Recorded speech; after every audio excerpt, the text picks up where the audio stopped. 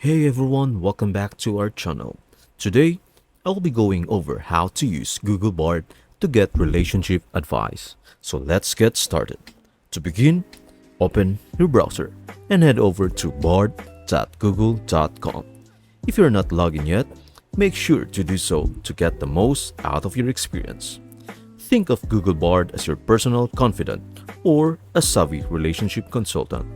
When interacting, frame your prompts thoughtfully, akin to engaging in a heartfelt conversation. As you seek advice, remember that clarity and specificity are key. For instance, if you are grappling with challenges in a possessive relationship, you could ask something like, how can I address possessiveness while nurturing a healthy relationship? Keep in mind, the response you receive won't replicate human relationship expertise, but they can offer fresh perspectives and potential strategies. Google Bard's input can be a valuable complement to your decision-making process. Ultimately, the secret lies in crafting your prompts mindfully and interpreting the insights in a way that resonates with your unique situation.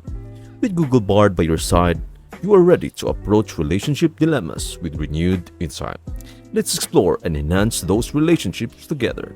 That's it. I hope this video helps you out and see you in the next one.